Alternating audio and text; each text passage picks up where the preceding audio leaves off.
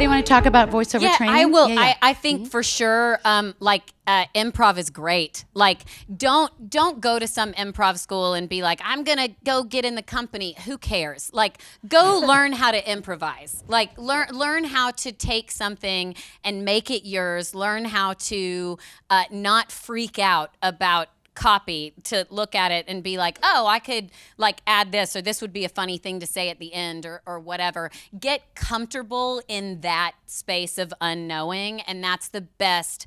That is like the only reason I think I have a commercial career, is because I can take a piece of copy and be like, I know what to make this. So improv would be huge for me. And don't you think, if I just can chime in, that with improv also, it makes you look really good in front of the client and in front of the casting director, and you put them at ease, right? Because you're like, oh, I got this, and I can kind of, without being obnoxious and putting a button at the top of the spot or the end or any part of voiceover, it just makes you look real good and confident. And you relax them, that if you like mess up in a script, like some of the best work that I've done is when I've like messed up in the middle of it and then just like fixed it in the attitude or as the person that's talking, and that relaxes everyone, and they're like, great, she would never ruin a take in anything because like she'll takes fix direction it and we can, yeah.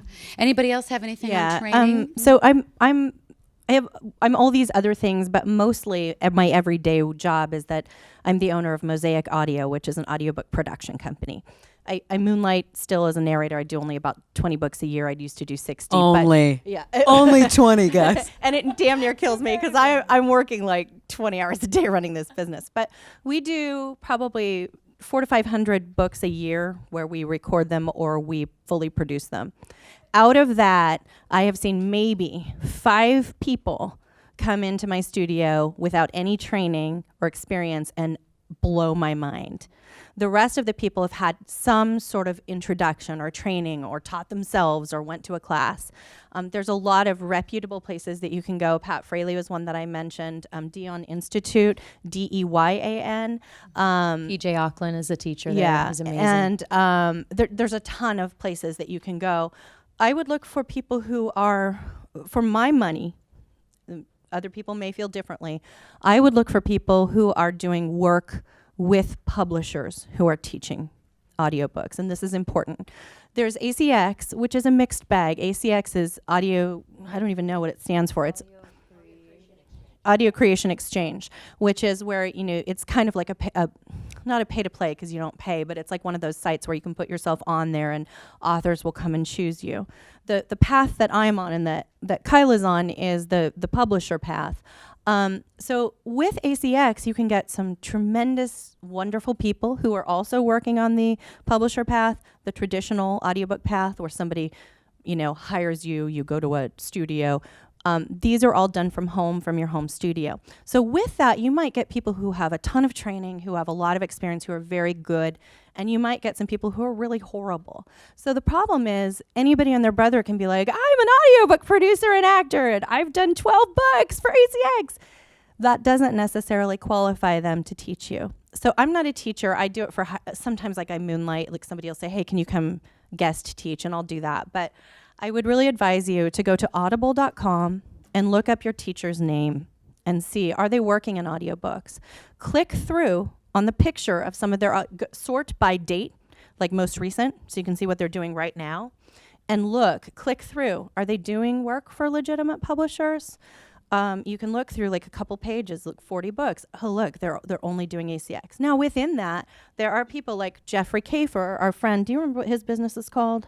I can't remember, but his name's Jeffrey Kafer, Kafer, and he also teaches. He does a ton. He has dominated the ACX scene, and he's very good and legitimate. So there are going to be some people who are teaching who are, ACX, and he's also gone the publisher route as well.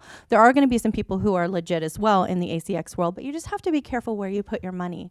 And for my money, I would put it on the people who are at the highest level you could possibly get. I know Scott Brick and Johnny Heller teach a lot of classes.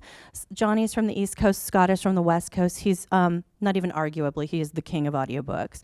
And it's kind of undisputed. And, he teaches, he brings in a lot of producers. He brings in a lot of publishers. So these are people that you might want to look for. But there's many more out there that are good and reputable. If you Brick, like brick by brick. Brick out. Heller. H-E-L-L-E-R. He's an East Coast guy, but he often teaches on the West Coast. Oh, and we're going to be doing some classes, I think. We're talking to Ellen about, I didn't want to charge for them because I don't want to say like, hey, get into audiobooks, but give me some money, you know? So we're talking about, there's an absolute need for diversity right now in audiobooks. Huge. Can I just go for like another minute? Okay, right now, people have caught on to the idea of appropriate casting. You know, if I'm casting somebody of Latinx heritage, I want, you know, if that's the character, then I want somebody who embodies that instead of, you know, a white girl from Michigan, right? So the publishers are really trying hard to get this right. We're trying to get this right. But there is a dearth of people of color in the audiobook community. And so, I've hired Kyla about 100 times. She's really amazing. But when I do a casting, say, for a Native American or somebody who's Latina, I might have 5 people to choose from. So this is an opportunity for all of you who are women of color, who maybe speak different languages or come from different places. This is a way into this industry, and we need you. So hopefully we get these classes going. I'm trying to do like 4 of them and say, hey, here's how you get in. Here's what you need to know. Here's what you need to do. So look for those. Anyway, I'll stop talking now. Thank you. Yeah, Kyla. There's a big conference that happens every year, APAC, which is a wonderful opportunity to meet producers. Now, the thing that's Tell folks different, what that stands for, the acronym the is. Audio Publishers Association Conference. And you can go to audiopub.org. I think the biggest difference between the audiobook world and the on-camera world is that audiobook producers really want to meet you, whereas in on-camera, it really threw me off when I went to APAC, because I'm just like, you know, connecting with people and having like heart-to-hearts and just like loving meeting all these new people in the business and fellow narrators. But I wouldn't approach the producers, because if I'm in an event, a networking event for on-camera, I'm a wallflower. Like, I do my own thing, and I will go up to you and compliment you if I enjoyed your work, but I will never give you my card. Like, that's not how I operate. And also, I think because a lot of people do that, like the people that go to screenings and will be like, here's my reel, and it's like, it's like there's a difference between fearlessness, which is amazing, and just putting yourself out there, and then also not leaving people wanting more and just kind of being too much. That's like, I just feel like on camera, when people are like, hi, I'm an actor, and they immediately shut down. So for me at APAC, they were like, hi, who are you? And I'm like, I'm Kyla, like telling them, and they're like, we want your info, we want your, and I'm like, what? So it's very different. Like, they want to connect with you. They want to know about you. We need more narrators. And if you're next to me, I'll follow you around and be like, have you met Kyla? She's amazing. Yeah. Guess we're all going to APAC. And then, so ladies, do you have any, I know that you coach as well, Sara. So what kind of, in terms of training and things like that?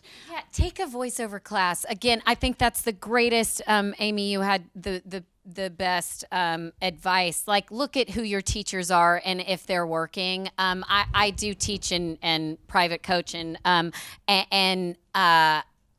but you want someone who's working all the time, because trends change and we're literally auditioning for everything that's coming out. So it's like, it's hard. There's not like a script I haven't seen. If it's casting this week, like I've seen it, and you wanna find the teachers that are doing that, and especially at the beginning. I took like a 6-week class just that was like an intro to voiceover at the beginning, and I think those can be really great too. In this our awesome Dawn LaFontaine lab, I come in and teach there occasionally, and so use the resources that you have to know what you're doing. That way, when you get an opportunity with someone and they're like, I want to try you out on this, or I want to hear you on this script, you know what you're doing. And it's not just like, because it's so much more than picking up a script and being like, this is what my voice sounds like when I read.